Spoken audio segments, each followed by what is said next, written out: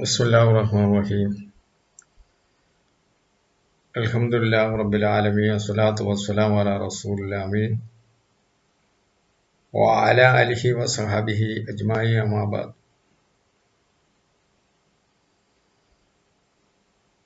പ്രിയമുള്ള സഹോദരങ്ങളെ,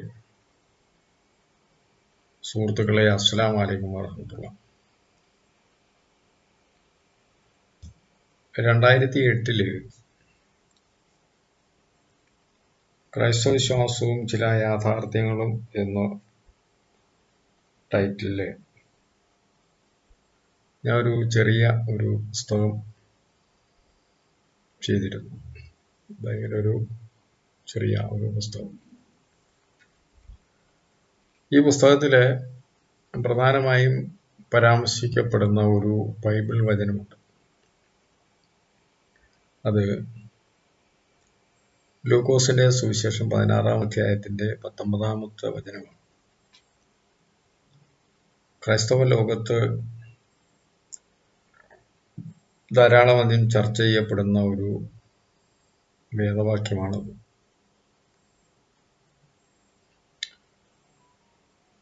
ഈസാ അലൈഹിസ്സലാത്തു വസ്സലാം അഥവാ യേശുക്രിസ്തു ധാരാളം ഉപമകളിലൂടെ സംസാരിക്കുമ്പോൾ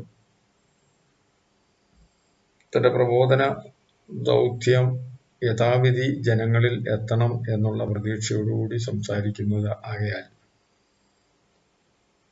കൂടുതലും ഉപമകളിലൂടെ സംസാരിച്ചതായി നമുക്ക് സുവിശേഷങ്ങൾ വായിക്കുമ്പോൾ മനസ്സിലാക്കാനായിട്ട് സാധിക്കും. അത്തരം ഉപമകളില് വളരെയധികം പ്രസക്തി ആർജിച്ച ചിന്താർഹമായ ഒരു ഉപമാലങ്കൃതത്തോടു കൂടിയ ഒരു വചനമാണ് ലൂക്കോസിന്റെ സുവിശേഷം 16-ാം അധ്യായത്തിൽ രേഖപ്പെടുത്തപ്പെട്ടതായി നമുക്ക് കാണാനായിട്ട് സാധിക്കുന്നു.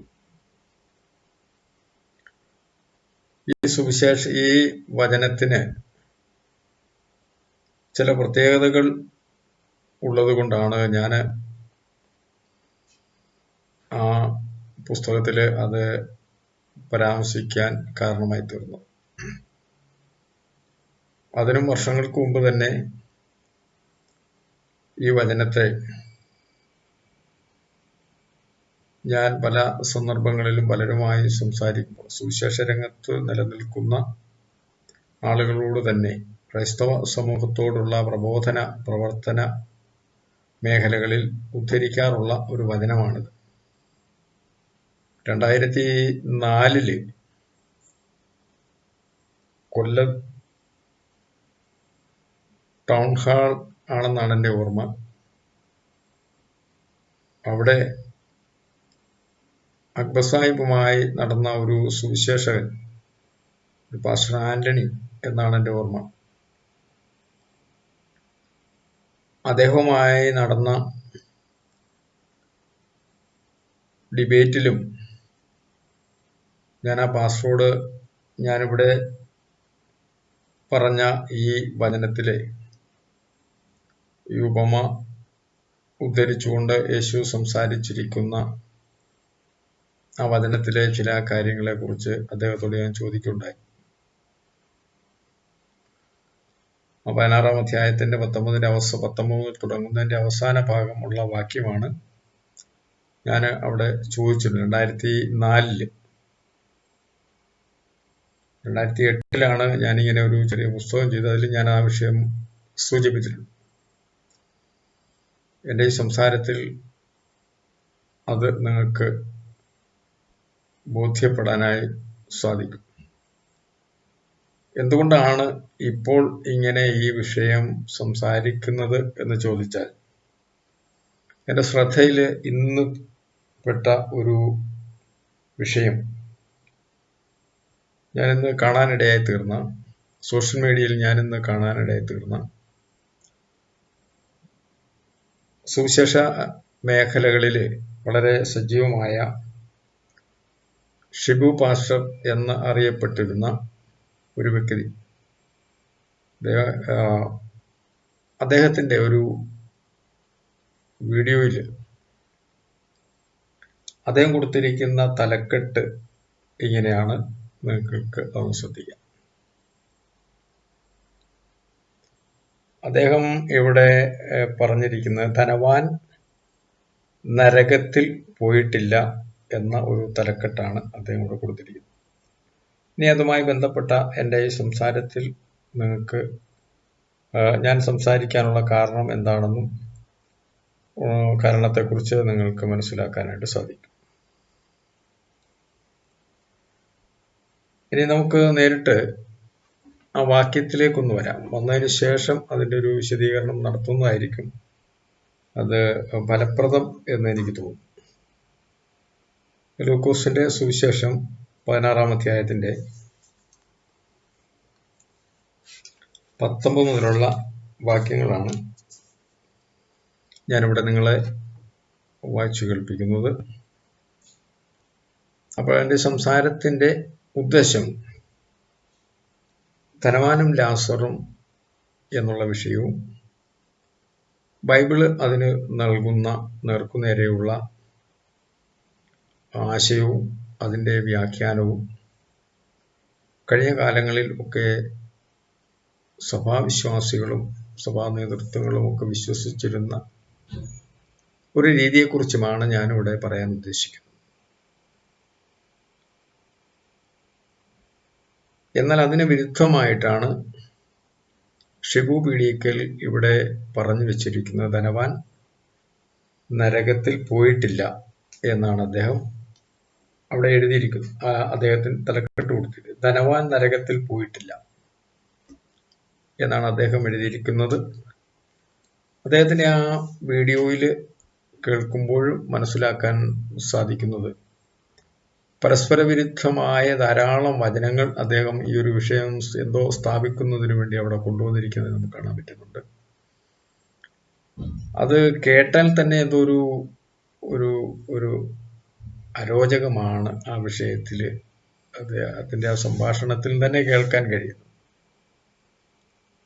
അങ്ങനെ എന്തെല്ലാമോ ഒക്കെ പറഞ്ഞുകൊണ്ട് ധനവാൻ നരകത്തിൽ പോയിട്ടില്ല എന്നും ഒക്കെയുള്ള ചില വാദങ്ങളാണ് അദ്ദേഹം അവിടെ കൊണ്ടുവന്നിരിക്കുന്നത്. എന്തായിരുന്നാലും ഈ ഒരു തലക്കെട്ട് ഈ സുവിശേഷ ഭാഗത്ത് യേശു പറഞ്ഞിരിക്കുന്ന ആ വചനവുമായി യാതൊരു ബന്ധവുമില്ലാത്തതും അതിന് എതിരായി നിലനിൽക്കുന്നതും ആകയാലാണ്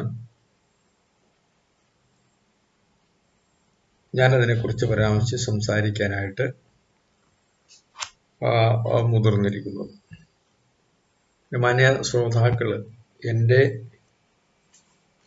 വീഡിയോ ശ്രദ്ധിക്കുന്ന വളരെ ചുരുക്കം ആളുകൾ മാത്രമാണുള്ളത്.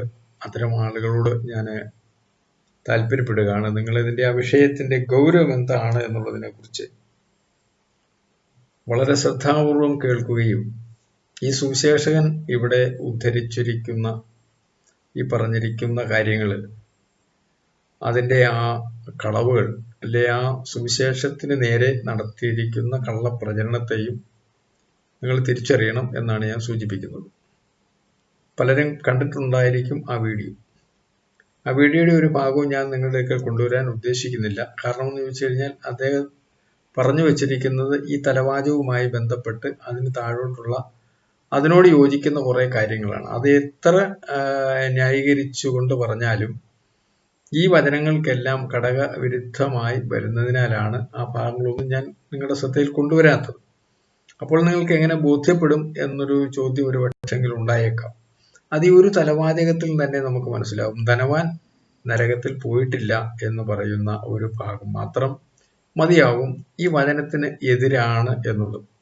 അപ്പൊ എതിരായി നിന്നുകൊണ്ട് സംസാരിക്കുന്ന ഒരു തലവാചകം കൊടുത്തുകൊണ്ട് അതിൻ്റെ കീഴിൽ വരുന്ന ഏത് വാക്യങ്ങളായിരുന്നാലും അഭിപ്രായങ്ങളായിരുന്നാലും ഒക്കെ തന്നെ അതിനെ ന്യായീകരിച്ചുകൊണ്ട് സംസാരിക്കുമ്പോൾ, അതായത് ധനവാൻ നരകത്തിൽ പോയിട്ടില്ല എന്ന് പറഞ്ഞുകൊണ്ട് ന്യായീകരിച്ചുകൊണ്ട് സംസാരിക്കുന്ന വചനങ്ങളൊക്കെ തന്നെ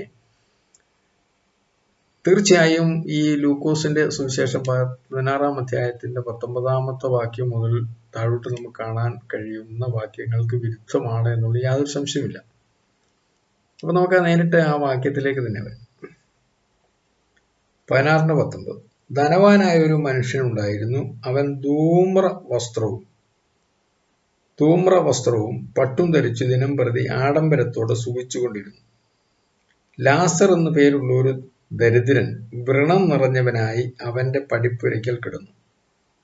ധനവാന്റെ മേശയിൽ നിന്ന് വീഴുന്നത് തിന്ന് വിശപ്പടക്കുവാൻ ആഗ്രഹിച്ചു. നായ്ക്കളും വന്ന് അവന്റെ വ്രണം നക്കും. ആ ദരിദ്രൻ മരിച്ചപ്പോൾ ദൂതന്മാർ അവനെ അബ്രഹാമിന്റെ മടിയിലേക്ക് കൊണ്ടുപോയി. ധനവാനും മരിച്ചു, അടക്കപ്പെട്ടു. പാതാളത്തിൽ യാതന അനുഭവിക്കുമ്പോൾ മേലോട്ട് നോക്കി. ദൂരത്തു നിന്ന് അബ്രഹാമിനെയും അവന്റെ മടിയിൽ ലാസറിനെയും കണ്ടു. അബ്രഹാം പിതാവേ, എന്നോട് കനിവുണ്ടാകണമേ. ലാസർ വിരലിന്റെ അറ്റം വെള്ളത്തിൽ മുക്കി എന്റെ നാവിനെ തണുപ്പിക്കേണ്ടതിന് അവനെ അയക്കണമേ. ഞാൻ ഈ ജ്വാലയിൽ കിടന്ന് വേദന അനുഭവിക്കുന്നു എന്ന് നിലവിളിച്ചു പറഞ്ഞു. അബ്രഹാം അപ്പോൾ പറയുന്നത്, മകനെ, നിന്റെ ആയുസ്സിൽ നീ നന്മയും ലാസർ ഓണം തിന്മയും പ്രാപിച്ചു എന്ന് ഓർക്കാം. ഇപ്പോൾ അവൻ ഇവിടെ ആശ്വസിക്കുന്നു, നീയോ വേദന അനുഭവിക്കുന്നു. അത്രയുമല്ല, ഞങ്ങൾക്കും നിങ്ങൾക്കും നടുവേ വലിയൊരു പിളർപ്പുണ്ടാക്കിയിരിക്കുന്നു. ഇവിടെ നിന്നും നിങ്ങളുടെ അടുക്കൽ കടന്നു വരുവാൻ ഇച്ഛിക്കുന്നവർക്ക് കഴിയില്ല. അവിടെ നിന്ന് ഞങ്ങളുടെ അടുക്കൽ കടന്നു വരുവാനും പാടില്ല എന്ന് പറഞ്ഞു. അതിനു അവൻ, എന്നാൽ പിതാവേ, അവനെ എൻ്റെ അപ്പൻ്റെ വീട്ടിൽ അയക്കണമേ എന്നു ഞാൻ അപേക്ഷിക്കുന്നു. എനിക്ക് 5 സഹോദരന്മാരുണ്ട്. അവരും ഈ യാതനാ സ്ഥലത്ത് വരാതിരിപ്പാൻ അവൻ അവരോട് സാക്ഷ്യം പറയട്ടെ എന്ന് പറഞ്ഞു. അബ്രഹാം അവനോട്, അവർക്ക് മോശയും പ്രവാചകന്മാരും ഉണ്ടല്ലോ, അവരുടെ വാക്ക് അവർ കേൾക്കട്ടെ എന്ന് പറഞ്ഞു. അതിനു അവൻ, അല്ലല്ല അബ്രഹാം പിതാവേ, മരിച്ചവരിൽ നിന്ന് ഒരുത്തൻ എഴുന്നേറ്റ് അവരുടെ അടുക്കൽ ചെന്നുവെങ്കിൽ അവർ മാനസാന്തരപ്പെടും എന്ന് പറഞ്ഞു. അവൻ അവരോട്, അവർ മോശയുടെയും പ്രവാചകന്മാരുടെയും വാക്കു കേൾക്കാഞ്ഞാൽ മരിച്ചവരിൽ നിന്ന് ഒരുത്തൻ എഴുന്നേറ്റ് ചെന്നാലും വിശ്വസിക്കുകയില്ല എന്ന് പറഞ്ഞു. ഇതിന്റെ 29-31 വരെയുള്ള 2-3 വാക്യങ്ങളാണ് ഞാൻ അതിൽ പ്രധാനമായി എടുത്ത് ഉദ്ധരിച്ചുകൊണ്ട് ഊന്നി ഇവിടെ സംസാരിക്കാൻ ഇടയായി തീർന്നിട്ടുള്ളത്.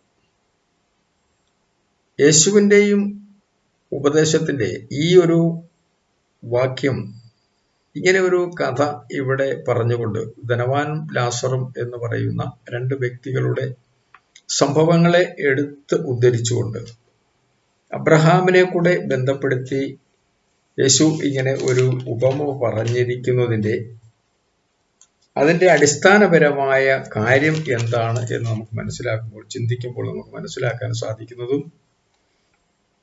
ഈ വചനങ്ങളുടെ അവസാനം 29, 30, 31 വചനങ്ങൾ ആണ് അതുകൊണ്ട് ഉദ്ദേശിക്കുന്നതെന്നും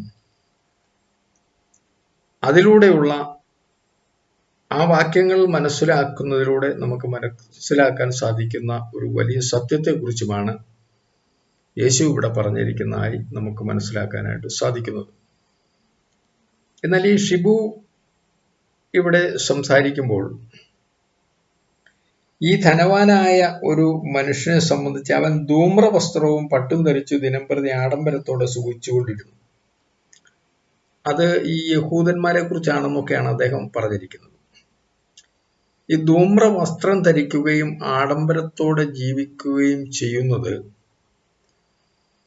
നരകത്തിൽ പോകാൻ കാരണമാവുകയില്ല. അത് ശരി തന്നെയാണ്.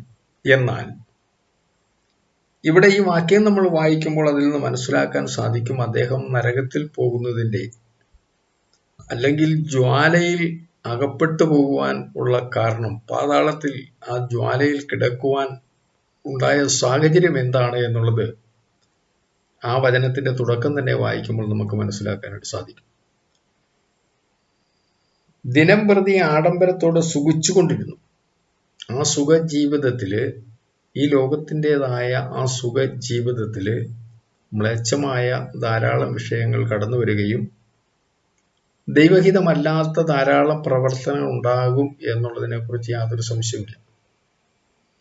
അവിടെ തന്നെ കൽപ്പനകൾക്ക് ലംഘനമായ ജീവിതം ആ മനുഷ്യന്റെ ജീവിതത്തിൽ കടന്നു വരുമ്പോൾ ഈ ധനവാനായിരിക്കുന്ന മനുഷ്യൻ അവൻ പാപിയായി തീരുകയും അവന് നരകത്തിൽ പോകുവാൻ അല്ലെ ആ ജ്വാലയിൽ വീണു പോകുവാൻ തന്നെ കാരണമാകും എന്നുള്ളത് തന്നെയാണ് ഈ വചനങ്ങളിൽ നിന്നെല്ലാം നമുക്ക് മനസ്സിലാക്കാനായിട്ട് സാധിക്കുന്നത്. അപ്പൊ വെറുതെ ഒരു പട്ട് ഉടുപ്പ് ധരിച്ചത് കൊണ്ടോ ആഡംബരമായ ജീവിതം നയിച്ചതിൻ്റെ പേരിലല്ല അയാൾ, ആ ധനവാനായിരിക്കുന്ന മനുഷ്യൻ, നരകത്തിന് അവകാശിയാകുവാൻ കാരണമായി തീർന്നത് എന്ന് സാരം. അയാളുടെ ജീവിതം പൂർണ്ണമായും പാപമംഗുലമായ ഒരു അവസ്ഥയിലായിരുന്നു എന്നുള്ളതാണ്.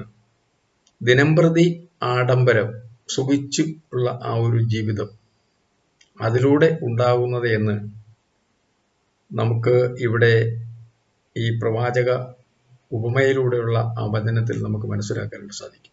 കൂടാതെ യേശുവിൻ്റെതായ ഉപമകൾ, മറ്റ് ധാരാളം ഉപമകൾ, അതും കൂടി നമ്മൾ ചേർത്ത് വായിക്കുമ്പോൾ ഇവിടെ ഉദ്ദേശിക്കപ്പെടുന്നത് അതുതന്നെയാണ് എന്ന് നമുക്ക് വളരെ വ്യക്തമായി മനസ്സിലാക്കാനായിട്ട് സാധിക്കും. അപ്പോൾ ഈ ധനവാനായ ഈ മനുഷ്യൻ ഈ നരകത്തിൽ പോകുന്നതിന് കാരണമായി തീർന്നിരിക്കുന്നു എന്ന് തന്നെയാണ് ബൈബിൾ സൂചിപ്പിക്കുമ്പോൾ ഈ ധനവാൻ നരകത്തിൽ പോയിട്ടില്ല എന്നാണ് അദ്ദേഹം സ്ഥാപിക്കുന്നത്. എന്താണ് അതുകൊണ്ട് ഉദ്ദേശിക്കുന്നത് എന്ന് മനസ്സിലാവുന്നില്ല. കാരണം എങ്ങനെയാണ് അദ്ദേഹം നരകത്തിൽ പോകാതിരിക്കുക? പാപം ചെയ്തിരുന്ന ഒരു മനുഷ്യനാണ്. പാപപ്രവർത്തനങ്ങൾ അദ്ദേഹത്തിന്റെ ജീവിതത്തിലേക്ക് കടന്നു വന്നിരുന്നു എന്നുള്ളതാണ് അദ്ദേഹത്തിന്റെ ആ ജീവിതത്തെക്കുറിച്ച് ഇവിടെ ഈ ഉപമയിലൂടെ യേശു നമ്മളെ പഠിപ്പിക്കുന്നത്. അപ്പോഴങ്ങനെയുള്ള ഒരു വ്യക്തി അയാൾ നരകത്തിലാണ് എന്ന് ബൈബിൾ വചനം വളരെ വ്യക്തമായി രേഖപ്പെടുത്തിയിരിക്കുമ്പോൾ ഈ ഷിബു പീഡിയക്കൽ പറയുന്നു ആ നരകത്തിൽ പോയിട്ടില്ല എന്ന് പറയുമ്പോൾ അത് ദുരുപദേശവും അതുപോലെ ഈ ബൈബിൾ വചനത്തിന് വിരുദ്ധവുമാണ് എന്ന് നമുക്ക് മനസ്സിലാക്കാനായിട്ട് സാധിക്കും.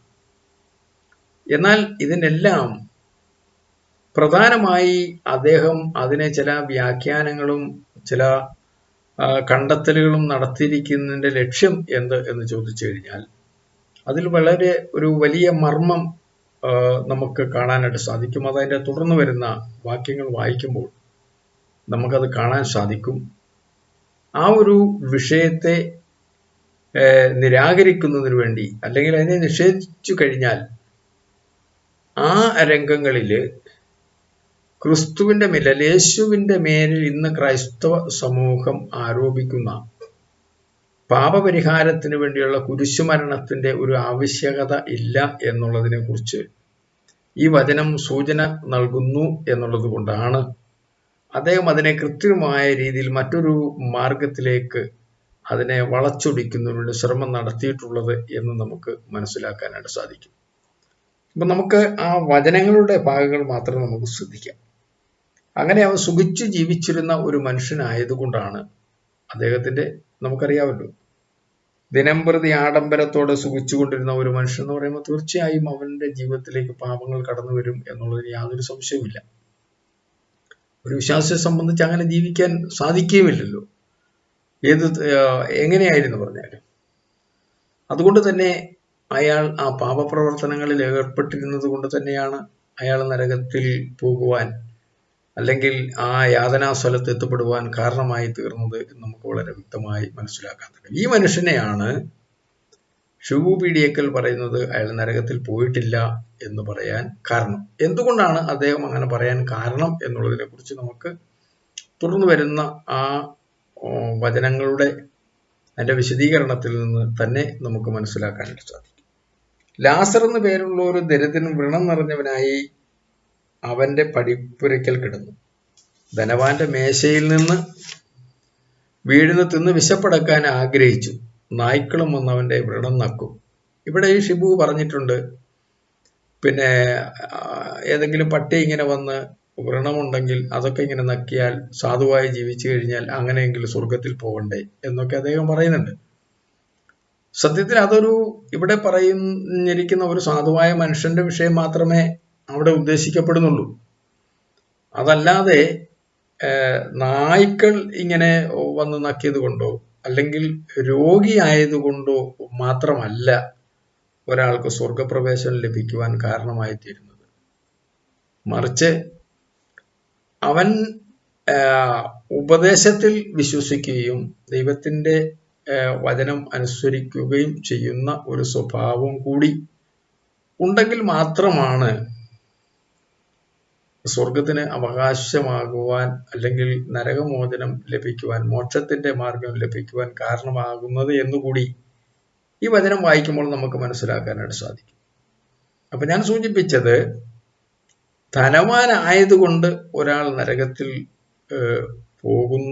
പോകും എന്നല്ല ഇവിടെ സൂചിപ്പിക്കുന്നത്.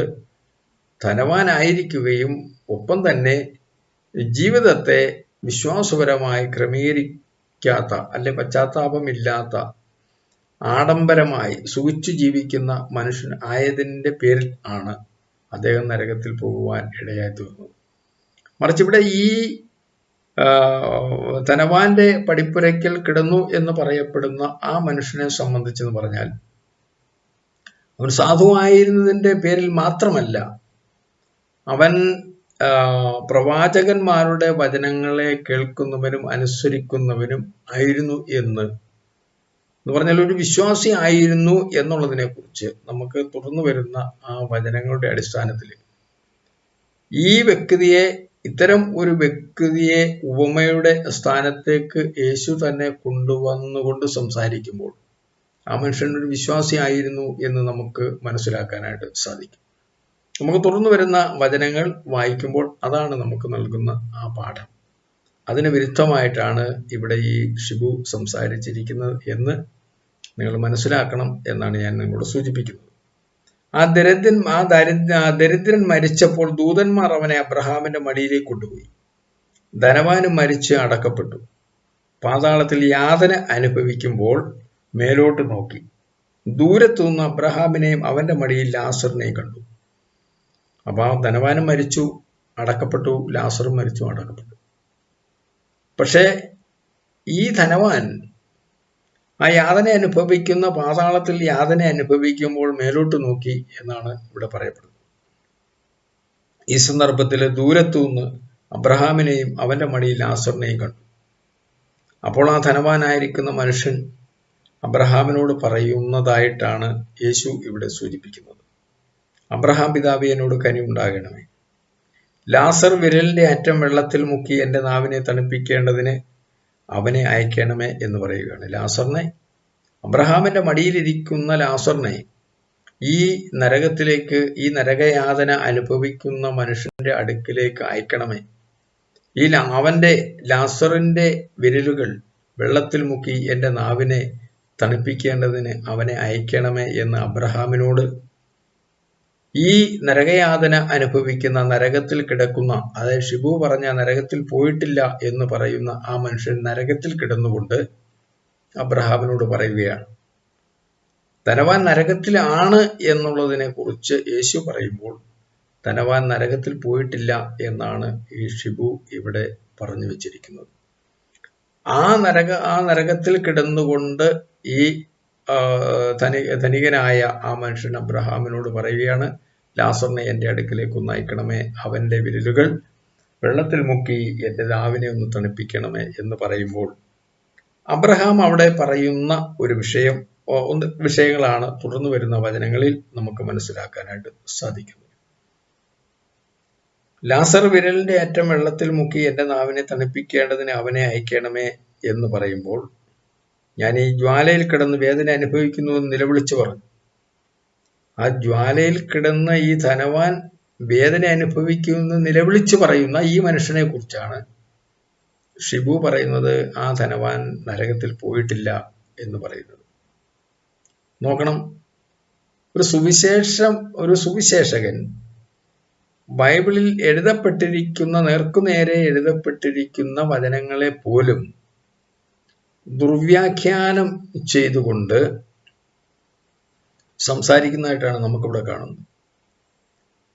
അപ്പൊ അത് അവർ വിശ്വസിക്കുന്ന വിശ്വാസ പ്രമാണമല്ലേ, അതിനെ അവരങ്ങനെ സംസാരിക്കുന്നതിൽ എന്തിന് നമ്മൾ ഇടപെടണം എന്നൊക്കെയുള്ള ഒരു ചോദ്യവും ഒരു ചിന്തയും ചിലപ്പോൾ നമ്മളിൽ പലരിലേക്കും കടന്നു വന്നേക്കാം. അവിടെ അത്തരം കടന്നു വരലുകൾ അല്ലെങ്കിൽ അത്തരം ചിന്താഗതികൾ നമ്മളിൽ ഉണ്ടാകുന്നതിൻ്റെ അതിൻ്റെ ഗൗരവം ഈ വിഷയത്തിന്റെ ഗൗരവം മനസ്സിലാക്കി കഴിയുമ്പോൾ ആണ് നമുക്ക് നാം അങ്ങനെ ചിന്തിക്കേണ്ടവരല്ലല്ലോ എന്നുള്ള ഒരു തോന്നൽ, എന്നുള്ള യാഥാർത്ഥ്യം നമുക്ക് മനസ്സിലാക്കുന്നു. അത് തുടർന്ന് വരുന്ന വചനങ്ങളിൽ ഇൻഷാ അല്ലാഹ് ഞാൻ നിങ്ങളെ അത് ബോധ്യപ്പെടുത്താം. അപ്പൊ ഇവിടെ ഞാൻ ഈ ജ്വാലയിൽ കിടന്ന് വേദന അനുഭവിക്കുന്നു നിലവിളിച്ച് പറഞ്ഞത് ആരാണ്? ധനവാനാണ്. ആ ധനവാനാണ് നരകത്തിൽ പോയിട്ടില്ല എന്ന് ഉള്ള തലക്കെട്ട് ഇവിടെ ഷിബു ഇവിടെ കൊടുത്തിരിക്കുന്നത് നമുക്ക് കാണുന്നത്. അപ്പോൾ അബ്രഹാം പറയുകയാണ്, മകനെ നിന്റെ ആയുസ്സിൽ, പാതാളത്തിലാണ് കിടക്കുന്നത് എങ്കിൽ കൂടി അബ്രഹാമിന്റെ ആ സംഭാഷണ ശൈലി യേശു പറഞ്ഞിരിക്കുന്ന മകനെ എന്ന് തന്നെയാണ് വിളിച്ചിരിക്കുന്നത്. മകനെ,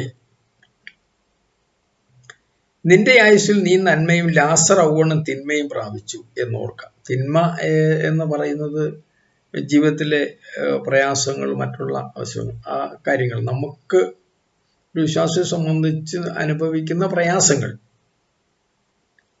അത് ബുദ്ധിമുട്ടുകളാണ്. ആ ബുദ്ധിമുട്ടുകളെ തിന്മ എന്നുള്ള ഒരു വാക്കാണ് ഇവിടെ കൊടുത്തിരിക്കുന്നത്. ആ തിന്മയും എന്താണ്? ആയുസ്സിൽ നന്മയും ലാസർ ഔവണ്ണം തിന്മയും പ്രാപിച്ചു എന്നോർക്കാം. ഇപ്പോൾ അവൻ ഇവിടെ ആശ്വസിക്കുന്നു. എന്നാൽ ഇപ്പോഴവൻ ഇവിടെ ആശ്വസിക്കുന്നു. ഇത് ഒരു വലിയ ഒരു വ്യാഖ്യാനത്തിന്റെ ആവശ്യമില്ലാതെ, ഒരു ഷിബു പാസ്റ്റർമാരുടെയും അല്ലെങ്കിൽ അതുപോലുള്ള ഏതൊരു സുവിശേഷകന്റെയും വ്യാഖ്യാനമില്ലാതെ നേർക്കുനേരെ കാര്യങ്ങൾ മനസ്സിലാകുന്ന ഒരു വചനഭാഗങ്ങളാണിത്. അതുകൊണ്ടാണല്ലോ ഉപമയിലൂടെ സൂചിപ്പിച്ചത്. ഉപമ എന്തുകൊണ്ടാണ് ഉപമ സംസാരിക്കേണ്ടതായി വരുന്നത്? ഉപമയിലൂടെ കാര്യങ്ങൾ സംസാരിക്കുന്നത് എന്തിനാണ്? കാര്യങ്ങൾ നേർക്കുനേരെ മനസ്സിലാകുന്നതിന് വേണ്ടിയാണ്. ആ നേർക്കുനേരെ മനസ്സിലാക്കിക്കൊണ്ട് മഹാനായിരിക്കുന്ന പ്രവാചകൻ ഇവിടെ സംസാരിച്ചിരിക്കുന്ന ആ ഒരു വിഷയത്തെ പോലുമാണ് ഇവിടെ ഇത്തരം സുവിശേഷകർ എന്ത് ചെയ്യുന്നത്? അത് കൂട്ടിമാട്ടി മറ്റൊരു തരത്തിലേക്ക് കൊണ്ടുപോകാനായി ഉള്ള ശ്രമം ഇവിടെ നടത്തിയിരിക്കുന്നത് നമുക്ക് കാണാനായിട്ട് സാധിക്കുന്നത്. ഉപമകളെ പോലും കൃത്യമായി ജനങ്ങളിലേക്ക് വസ്തുതകൾ എത്തിക്കുന്നതിന് വേണ്ടി ഒരു പ്രവാചകൻ ശ്രമിച്ചുകൊണ്ട് അത് വളരെ മാന്യവും വ്യക്തമായ രീതിയിൽ ഇവിടെ വെളിപ്പെടുത്തപ്പെട്ടിരിക്കുമ്പോൾ അതിനെതിരെയാണ് ദുർവ്യാഖ്യാനങ്ങൾ നടത്തിക്കൊണ്ട് ഈ മനുഷ്യൻ ഇവിടെ സംസാരിച്ചിരിക്കുന്നത് നമുക്ക് കാണാനായിട്ട് സാധിക്കുന്നത്. നമുക്ക് ആ വിഷയത്തിലേക്ക് തന്നെ വരാം. ഇപ്പോൾ അവൻ ഇവിടെ ആശ്വസിക്കുന്നു, നീയോ വേദന അനുഭവിക്കുന്നു. അത്രയുമല്ല, ഞങ്ങൾക്ക് നിങ്ങൾക്ക് നടുവെ വലിയൊരു പിളർപ്പുണ്ടാക്കിയിരിക്കുന്നു. ആ സ്വർഗത്തിന്റെയും നരകത്തിന്റെയും തമ്മിലുള്ള ആ പിളർപ്പിനെ കുറിച്ചാണ് ഇവിടെ സംസാരിക്കുന്നത്. രണ്ട് അവസ്ഥകൾ ആയിരിക്കുന്നു എന്ന് പോലും ഇവിടെ യേശു പഠിപ്പിക്കുകയാണ്. അതും അബ്രഹാമിന്റെ വർത്തമാനങ്ങളാണ് ഇവിടെ യേശു അത് എടുത്ത് അബ്രഹാം സംസാരിക്കുന്നതായിട്ടാണ് യേശു ആ ഉപമയിലൂടെ സംസാരിച്ചിരിക്കുന്നത്. നോക്കണം എത്ര കൃത്യമാണ് ആ കാര്യങ്ങൾ എന്നുള്ളത് നമുക്ക് മനസ്സിലാക്കാനായിട്ട് സാധിക്കും. നീയോ വേദന അനുഭവിക്കുന്നു. അത്രയുമല്ല, ഞങ്ങൾക്ക് നിങ്ങൾക്ക് നല്ല വലിയൊരു പിളർപ്പുണ്ടാക്കിയിരിക്കുന്നു. ഇവിടെ നിന്ന് നിങ്ങളുടെ അടുക്കൽ കടന്നു വരുവാൻ ഇച്ഛിക്കുന്നവർക്ക് കഴിയുകയില്ല. അവിടെ നിന്ന് ഞങ്ങളുടെ അടുക്കൽ കടന്നു വരുവാനും പാടില്ല എന്ന് പറഞ്ഞു.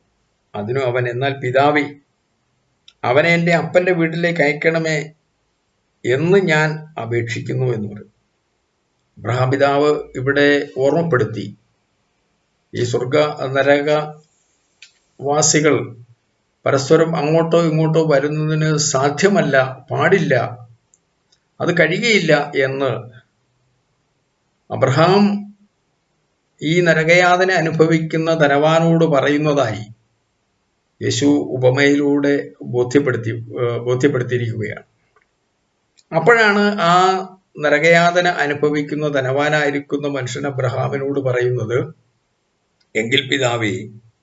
എന്നാൽ പിതാവേ അവനെ എൻ്റെ അപ്പന്റെ വീട്ടിലേക്ക് അയക്കണമേ. അപ്പൊ അവന്റെ അപ്പന്റെ വീട്ടില് താമസിക്കുന്ന അവന്റെ സഹോദരങ്ങളുടെ അടുക്കിലേക്ക് അയക്കണമെന്നാണ് ഈ പറയുന്നത്. അതിനു അവൻ, എന്നാൽ പിതാവേ അവനെ എൻ്റെ അപ്പന്റെ വീട്ടിലേക്ക് അയക്കണമെന്ന് ഞാൻ അപേക്ഷിക്കുന്നു. എനിക്ക് 5 സഹോദരന്മാരുണ്ട്. അവരും ഈ യാതനാ സ്ഥലത്ത് വരാതിരിപ്പാൻ അവൻ അവരോട് സാക്ഷ്യം പറയട്ടെ എന്ന് പറഞ്ഞു. അപ്പൊ ഈ ലാസർ എന്താണ്? ആ വീട്ടിലേക്ക്, ഈ ധനവാന്റെ വീട് ലാസറിന് അറിയാമല്ലോ, ആ വീട്ടിലേക്ക് ലാസർ കടന്നു ചെല്ലട്ടെ.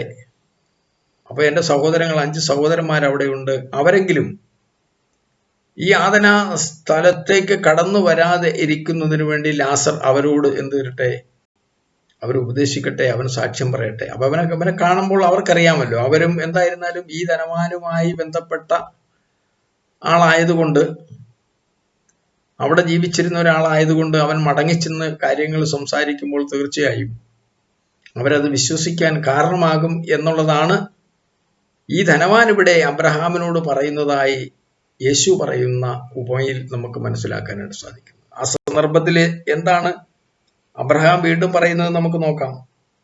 അതിനും അവൻ, എന്നാൽ പിതാവേ, അവനെ എൻ്റെ അപ്പന്റെ വീട്ടിലേക്ക് അയക്കണമേ, ഞാൻ അപേക്ഷിക്കുന്നു. എനിക്ക് 5 സഹോദരന്മാരുണ്ട്, അവരും ഈ യാതനാ സ്ഥലത്ത് വരാതിരിപ്പാൻ അവൻ അവരോട് സാക്ഷ്യം പറയട്ടെ എന്ന് പറഞ്ഞു. അപ്പോൾ അബ്രഹാം അവനോട് പറയുകയാണ്. ഇത് പറയുന്നതാണ് യേശുവാണ് പറയുന്നത്.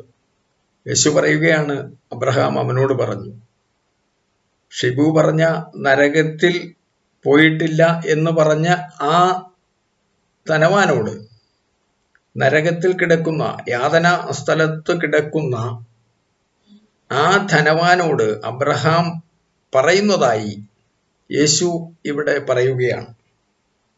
അബ്രഹാം അവനോട്, അവർക്ക് മോശയും പ്രവാചകന്മാരും ഉണ്ടല്ലോ, അവരുടെ വാക്ക് അവർ കേൾക്കട്ടെ എന്ന് പറഞ്ഞു. അപ്പൊ ഇവിടുന്ന് ലാസർ അല്ല അവിടെ പോയി പറയേണ്ടത്.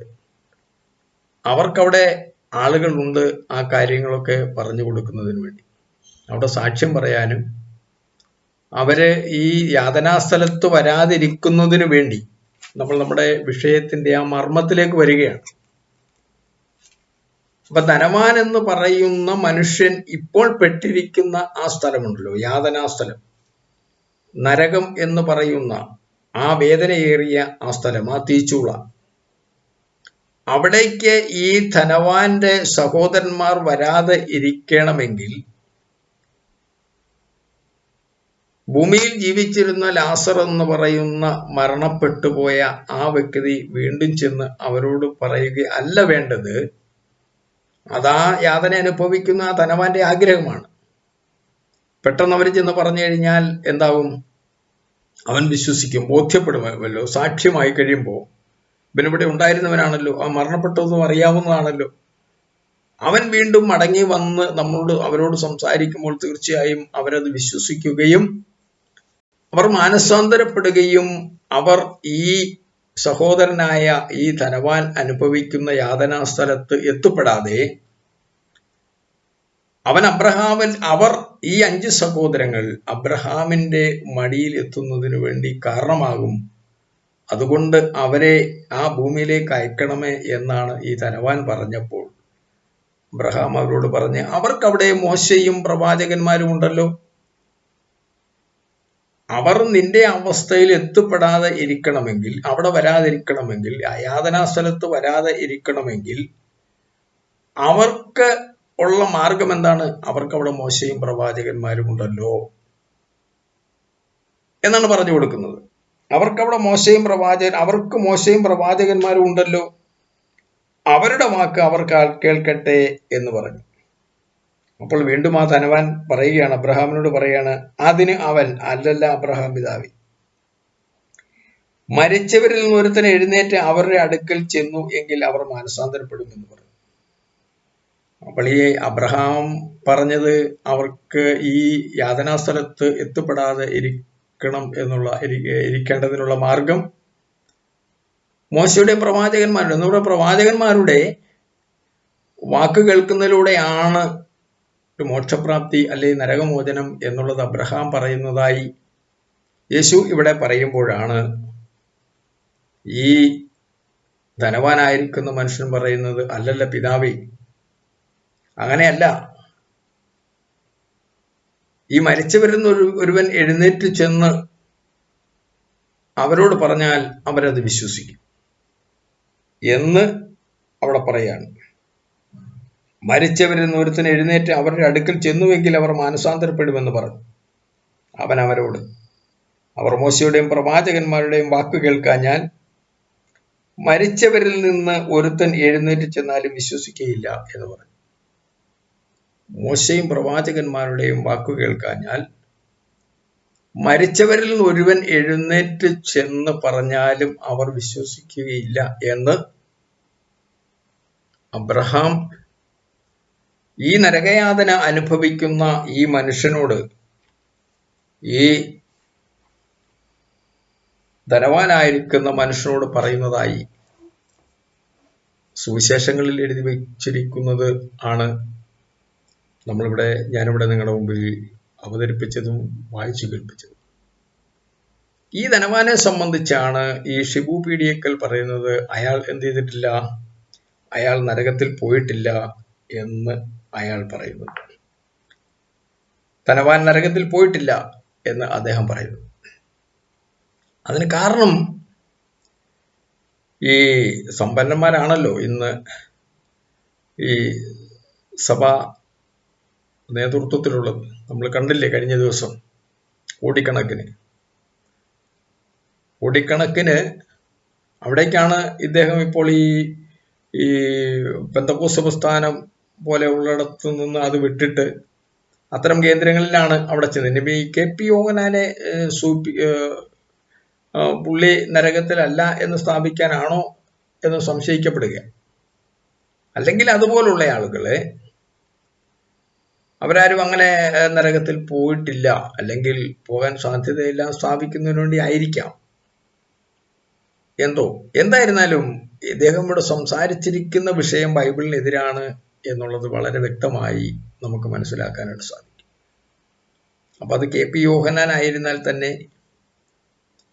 അദ്ദേഹം ബിഷപ്പായിരുന്നാലും പോപ്പായിരുന്നാലും അച്ഛനായിരുന്നാലും ഉപദേശിയായാലും പാസ്റ്ററായാലും ആരായിരുന്നാലും ദൈവത്തിന്റെ വചനം കേട്ട് അതനുസരിച്ച് ജീവിക്കാതെ ഇരുന്നാൽ, എത്ര ധനവാനായിരുന്നാലും ശരി, ധൂമ്ര വസ്ത്രം ധരിച്ചുകൊണ്ട് ആഡംബരത്തോടെ സുഖിച്ചു ജീവിക്കുമ്പോൾ അത്തരം ആളുകളെ സംബന്ധിച്ച് അവർ എത്തപ്പെടുന്ന സ്ഥലം ഇതുപോലുള്ള യാതനാ സ്ഥലങ്ങളായിരിക്കും.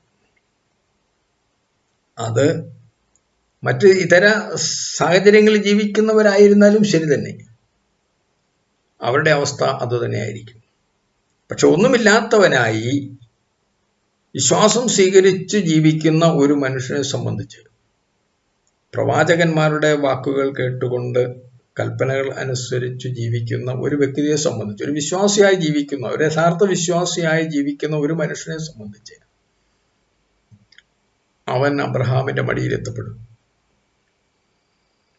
അവൻ മോക്ഷത്തിന്റെ മാർഗത്തിൽ എത്തപ്പെടും. അവൻ സ്വർഗാവകാശി ആയിരിക്കും എന്നുള്ളതിനെ കുറിച്ചാണ് യേശു ഈ സുവിശേഷ ഭാഗത്ത് അദ്ദേഹത്തിന്റെ പ്രവർത്തന മേഖലകളിലെ ഉപമകളിലൂടെ ഈ വിഷയം സംസാരിച്ചിരിക്കുന്നത് എന്ന് നമുക്ക് മനസ്സിലാക്കാനായിട്ട് സാധിക്കും. അപ്പോഴിവിടെ മോക്ഷത്തിന്റെ മാർഗം എന്താണ് യേശുവിന് സൂചിപ്പിക്കാനുള്ളത്, യേശുവിന് പറയാനുള്ളത് എന്താണ്? ക്രൈസ്തവ സമൂഹം യേശുവിന് എതിരെ ഉന്നയിക്കുന്ന വിഷയങ്ങൾ ആ ആരോപണം ആണ് എന്ന് നമുക്ക് മനസ്സിലാക്കാനായിട്ട് സാധിക്കും. എന്ന് പറഞ്ഞാൽ, പാപത്തിന്റെ പരിഹാരത്തിന് വേണ്ടി അല്ലെങ്കിൽ ഇതുപോലുള്ള യാതനാ സ്ഥലത്ത് മനുഷ്യൻ എത്തിപ്പെടാതിരിക്കുന്നതിന് വേണ്ടി ക്രൈസ്തവ സമൂഹം ഇന്ന് പഠിപ്പിക്കുന്നത് എന്ത് സുവിശേഷമാണ്? യേശുവിന്റെ സുവിശേഷത്തിന് വിരുദ്ധമാണ്. യേശു ഇവിടെ പറഞ്ഞിരിക്കുന്ന ഈ ഉപമയിലൂടെ വ്യക്തമാക്കപ്പെട്ടിരിക്കുന്ന വചനങ്ങൾക്ക് വിരുദ്ധമാണ് ഇന്ന് സഭ ഈ സമൂഹത്തെ പഠിപ്പിച്ചുകൊണ്ടിരിക്കുന്നത്. അവിടെ പറയുന്നത് എന്ത് വേണം? മനുഷ്യവർഗത്തിന്റെ പാപത്തിന് പരിഹാരമായി ഒരു ബലികർമ്മം ഇവിടെ നടത്തപ്പെടേണ്ടതായിട്ടുണ്ട്. ആ ബലി എങ്ങനെയുള്ളതായിരിക്കണം? അത് ഊനമില്ലാത്ത ഒരു ബലിമൃഗമായി ആകേണ്ടതുണ്ട്. അങ്ങനെ ഇന്ന് ഊനമില്ലാത്ത ഒരു ബലിമൃഗം അല്ലെ ഒരു ബലി നടക്കണമെങ്കിൽ അത് ദൈവത്തിന്റെ പ്ലാനോട് കൂടിയുള്ളതായിരിക്കണം. അപ്പൊ അത് മനുഷ്യനെ സംബന്ധിച്ച്, ഒരു മനുഷ്യൻ അങ്ങനെ യാഗമായാൽ, ഒരു മനുഷ്യൻ രക്തം ചിന്തിയാല് മനുഷ്യന്റെ പാപത്തിന് പരിഹാരമാകാത്തതിന്റെ പേരിലാണ് അവസാനം ദൈവം തന്നെ മനുഷ്യനായി അവതരിച്ച് കുരിശിൽ മരിച്ച് മനുഷ്യന്റെ പാപം പരിഹരിക്കപ്പെട്ടത് എന്നാണ് ഇന്ന് ക്രൈസ്തവ സമൂഹം ഇവിടെ പ്രചരിപ്പിക്കുകയും വിശ്വസിക്കുകയും സുവിശേഷത്തിന്റെ അവസാന ലാസ്റ്റ് പേജുകളിൽ യേശുവിന്റെ കുരിശുമരണം പോലും എഴുതപ്പെട്ടിരിക്കുന്നതായി നമുക്ക് കാണാനായിട്ട് സാധിക്കുന്നു. എന്നാൽ അതൊക്കെ ഈ യേശു പറഞ്ഞ വചനങ്ങൾക്ക് വിരുദ്ധമാണ് എന്നുള്ളത് നമുക്ക് മനസ്സിലാക്കാനായിട്ട് സാധിക്കും. പാപത്തിന്റെ പരിഹാരം യേശു പറഞ്ഞു തരുന്നത് അബ്രഹാമിനെ കൂടി ചേർത്തുകൊണ്ട് ഉദ്ധരിച്ചുകൊണ്ട് അദ്ദേഹത്തിന്റെ പ്രബോധന പ്രവർത്തന സന്ദർഭങ്ങളില് സുവിശേഷ മേഖലകളില് വളരെ കൃത്യമായ വ്യക്തമായ ആർക്കും മനസ്സിലാകത്തക്ക രീതിയിൽ ക്രിസ്ത്യാനികളല്ലാത്ത ഇന്ന് ഈ വേദപുസ്തകം കൊണ്ട് നടക്കുന്ന ആളുകൾക്ക് ഇത് മനസ്സിലാവില്ല. അത്തരം ആളുകൾ അല്ലാത്ത വായിക്കുന്ന ചിന്തിക്കുന്ന ഏതൊരു മനുഷ്യനും മനസ്സിലാക്കാനായിട്ട് സാധിക്കും. യേശു പോലെയുള്ള പ്രവാചകന്മാരുടെയും മോശയുടെയും പ്രവാചകന്മാരുടെയും യേശു അടക്കമുള്ള പ്രവാചകന്മാരുടെ വാക്കു കേൾക്കുന്ന ഒരു മനുഷ്യനെ സംബന്ധിച്ച് അവന്റെ ജീവിതം ചിട്ടപ്പെടുത്താനായി കഴിയും. അവൻ ഉയർന്ന നിലവാരത്തിലുള്ള ആ സ്വർഗത്തിലേക്ക് അബ്രഹാമിന്റെ മടിയിലേക്ക് എത്തപ്പെടാൻ സാധിക്കും എന്നാണ് മഹാനായിരിക്കുന്ന പ്രവാചകനായ യേശു ഇവിടെ പഠിപ്പിക്കുന്നത്.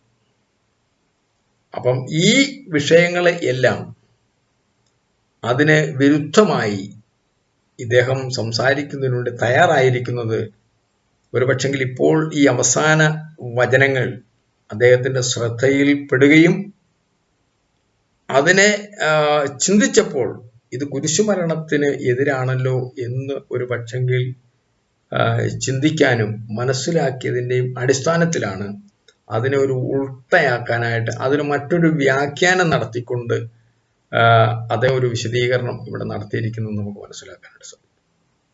എന്നാൽ പ്രിയ സുഹൃത്തുക്കളെ, അതിൻ്റെ നേർക്കുനേരെ നമുക്ക് ഈ വചനം മനസ്സിലാക്കാൻ സാധിക്കുന്നത് യേശു പഠിപ്പിക്കുന്നു, കുരിശുമരണം എൻ്റെ കുരിശുമരണത്തിലൂടെ അല്ല, ഞാൻ രക്തം ചിന്തിയിട്ടല്ല മനുഷ്യവർഗത്തിന്റെ പാപത്തിന്റെ പരിഹാരം, മറിച്ച് മോശയുടെയും പ്രവാചകന്മാരുടെയും വാക്ക് കേൾക്കുന്ന ഒരു മനുഷ്യന് അവന് അബ്രഹാമിന്റെ മടിയിലെത്താൻ കഴിയും. ഈ നരകയാതന അനുഭവിക്കുന്ന ധനവാന്റെ അവസ്ഥയിൽ രക്ഷപ്പെടാൻ കഴിയുമെന്ന് യേശു പഠിപ്പിക്കുമ്പോൾ അവിടെ ഉണ്ടാവുന്ന ഒരു ചോദ്യമാണ്, പിന്നെ എന്തിന് ഒരു കുരിശുമരണം എന്നുള്ളത്. പിന്നെ എന്തിന് ഒരു കുരിശുമരണം എന്നുള്ള ആ ചോദ്യമാണ് യെരമ്യാ പുസ്തകത്തിൽ ഞാൻ രേഖപ്പെടുത്തുവാൻ ഇടയായി തീർന്നത്. അതുതന്നെയാണ് 2004 ആ എം സാഹിബുമായി സംവാദത്തിൽ ഏർപ്പെട്ടിരുന്ന ആ പ്രിയ സുഹൃത്ത്, ആ സുവിശേഷകനോട്, ആ പാസ്റ്ററോട് ഞാൻ ചോദിച്ചിരുന്നത്. അബ്രഹാമിന്റെ എന്താണ് ഇവിടെ മോശയുടെയും പ്രവാചകന്മാരുടെയും വാക്ക് കേട്ടാൽ ഒരു മോക്ഷപ്രാപ്തി ഉണ്ടെങ്കിൽ പിന്നെ എന്തിന് ഒരു കുരിശുമരണം എന്നുള്ളത് ക്രൈസ്തവ സമൂഹം ചിന്തിക്കണം എന്നാണ് എനിക്ക് നിങ്ങളോട് പറയാനുള്ളത്. മഹാനായിരിക്കുന്ന പ്രവാചകൻ പഠിപ്പിക്കുന്നു, മോശയുടെയും പ്രവാചകന്റെയും വാക്ക് കേട്ടാൽ ഈ ധനവാന്റെ അവസ്ഥ ഉണ്ടാകാതെ ലാസറിന്റെ അവസ്ഥ ഉണ്ടാകും എങ്കിൽ യേശു ജീവിച്ചിരിക്കുമ്പോൾ യേശു തന്നെ ഉപമയിലൂടെ പഠിപ്പിക്കുന്ന ഈ ഒരു സത്യത്തിലേക്ക്, ഈ ഒരു സത്യം തിരിച്ചറിഞ്ഞുകൊണ്ട് ഈ ഒരു സത്യത്തിലേക്ക് മടങ്ങി വരുന്നത്, ഈ ഒരു സത്യത്തിലേക്ക് നിങ്ങൾ മടങ്ങി വരുന്നതിന് വേണ്ടി, നിങ്ങളത് ഉൾക്കൊള്ളുന്നതിന് വേണ്ടി, ഒരു യഥാർത്ഥ വിശ്വാസിയായി തീർന്നുകൊണ്ട് ജീവിക്കുന്നതിന് വേണ്ടി നിങ്ങൾ ചിന്തിക്കണം. അതോടൊപ്പം തന്നെ അന്ത്യപ്രവാചകനായ മുഹമ്മദ് നബി സല്ലല്ലാഹു അലൈഹി വസല്ലമയെ കുറിച്ച് നിങ്ങൾ പഠിക്കണം. ഇസ്ലാമിനെ കുറിച്ച് മനസ്സിലാക്കുന്നതിന് വേണ്ടി നിങ്ങൾ തയ്യാറാകുമ്പോൾ, അതുപോലെ തന്നെ വിശുദ്ധ ഖുർആനിലെ വചനങ്ങളെ കുറിച്ച് മനസ്സിലാക്കുവാൻ നിങ്ങൾ തയ്യാറാകുമ്പോൾ നിങ്ങൾക്ക് യാഥാർത്ഥ്യം ബോധ്യപ്പെടുവാനായി ഇടയാക്കും.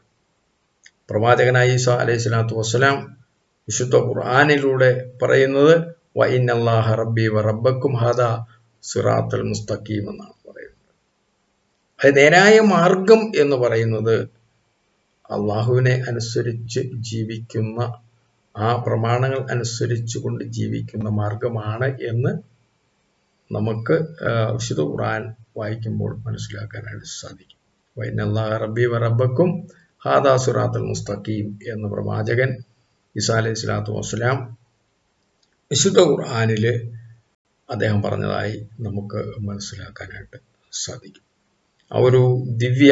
ആ ഒരു സത്യ മാർഗത്തിലേക്ക് പ്രവാചകനായ യേശുക്രിസ്തു സുവിശേഷങ്ങൾ പറഞ്ഞിരിക്കുന്ന ഈ ഒരു വചനത്തിൻ്റെ കൂടി അടിസ്ഥാനത്തിൽ ചിന്തിക്കുകയും മനസ്സിലാക്കുകയും ചെയ്യണം എന്ന് താല്പര്യപ്പെട്ടുകൊണ്ട് ഇത്തരം ദുരുപദേശങ്ങളിൽ പെട്ടുപോകാതെ, ഇത്തരം സുവിശേഷകരുടെ ദുരാരോപണങ്ങളിലും ദുർവ്യാഖ്യാനങ്ങളിലും പെട്ടുപോകാതെ അതിനെ ചിന്തിക്കുകയും മനസ്സിലാക്കുകയും ചെയ്യണം എന്ന് സൂചിപ്പിച്ചുകൊണ്ട് നിർത്തുന്നു. അസ്സലാമു അലൈക്കും വറഹ്മത്തുള്ളാഹി.